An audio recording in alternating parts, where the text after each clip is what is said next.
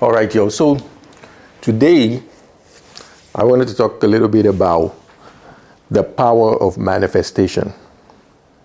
The power of manifestation. So I'm pretty sure most of us have heard about it before. And when I say the power of manifestation, I mean that the idea that if you think about what you want in an aspirational way, you can achieve those thoughts in a physical way.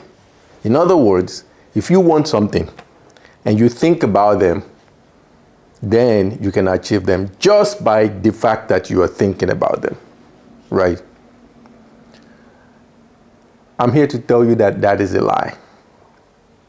That is a lie. If anyone tells you that you have the power to manifest a desire of yours just by thinking about it, they are lying to you.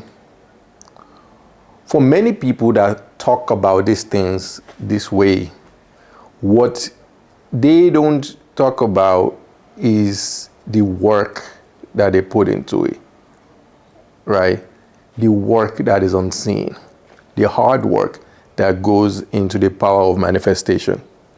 Because at the end of the day, manifestation is just an expression of a desire, or an expression of a want, an expression of an aspiration, right? Something that, the expression of you wanting something that you want really badly.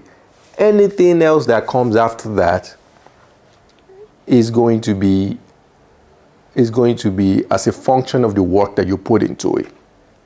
So if you expressed the manifestation that, if you expressed or you manifested, for instance, that you won the lottery for $1 million. Some people will say, oh, I manifested that I won the lottery for $1 million. And guess what? And you won that lottery. At the very least, you went in to buy the ticket, or you worked to be able to make the money to buy the ticket for that to manifest. Now, it is unlikely that you will win the lottery. I mean, the odds are bad for anyone to win $1 million. But the manifestation itself didn't just occur because you thought about it or because you were thinking about it. You actually put in place a plan to achieve it, even though it was unlikely that it was going to happen. It was unlikely that you were going to win $1 million, but you eventually won it. But there was work that you put into place. Now, that is super simplified, right? So that is on one hand. And on the other hand, people generally talk about, and this is kind of like an extension of manifestation as well, that you can free yourself by what you think. Right? Like you can be enslaved by your mind, essentially. You can be enslaved by your mind, by what you believe. A couple of years ago, Kanye West, the artist formerly known as Kanye West, I think it goes by Ye these days, he said that slavery is a mindset.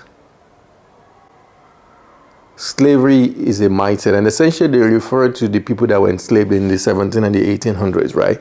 That it wasn't really that they were shackled physically, but that they were enslaved in the mind.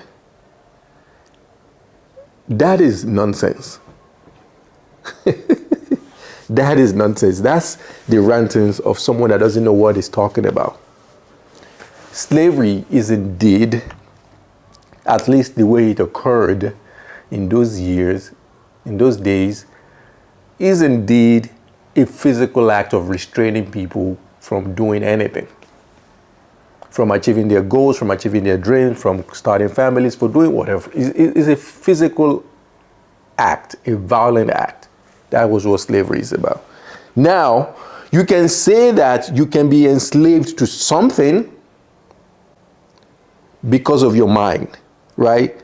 For instance, you can be enslaved to money or the act of making money. You can be enslaved to drugs. You can be enslaved to different things because your mind is telling you that, or your head is telling you, I have to do this over and over. If you are physically restrained, it doesn't matter how much manifestation that you have. You can manifest all you want. If someone is not getting you out of it, or if you're not able to free yourself from that restraint, it's not going to happen. And indeed, there are many people, during those days, during the slavery era, who prayed, who quote unquote manifested, who wished, who hoped that they would get out of slavery, they would get out of bondage. And it never happened. It never materialized. I mean, what would you say? Would you say that did they manifest enough? They didn't think harder? Really? That is where we want to go here. But bringing it back to what we are talking about today, manifestation is not just about what you think. Like I said, it is about the work that you put into it. So yes, you can practice manifestation. I want to give you a few tips on how to practice manifestation, right? If you set a goal, you set a goal that I want to do X, Y, or Z. I want to do X. Then you can write it down and be like, okay.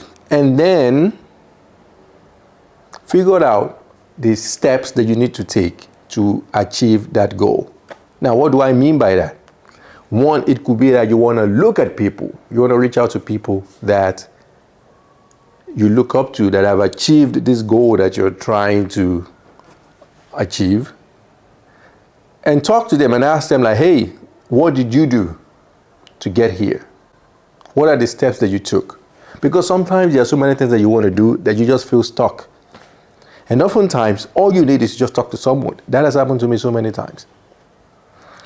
You want to talk to someone. There are many people that will say things like, I want to find a job, or I want to save money. I want to be able to do X, Y, or Z more efficiently. I want to save more money. I want to make more money. You know people around you that are probably doing some of these things. Maybe not to the degree that you want, but at least there are some people that you may not even, or there are some people that you know that know other people that are doing these things. You want to talk to them. I think that's the first thing that you need to do. Talk to them and try and figure out, okay, what did you do to get here? And what you will find is for most of these people, this has been a long process for them, especially for people that you think are successful in your mind, people that you think have success. It is usually a long process. It's not just a thing that they did. It is one thing that led to something else, that led to something else, and then they took detours, they took many turns, their life took turns. And it's a slow and gradual process that got them to where they are. It's not just a sudden thing. They didn't just wake up one morning and all of a sudden they were doing this great thing. No, that's not how it works at all. If you are someone that you've set up a goal, you want to retire by age X, Y, or Z, you need to wake up tomorrow and be like, okay, I want to retire in 10 years. This is one less day that I have. One, what does it even mean to retire?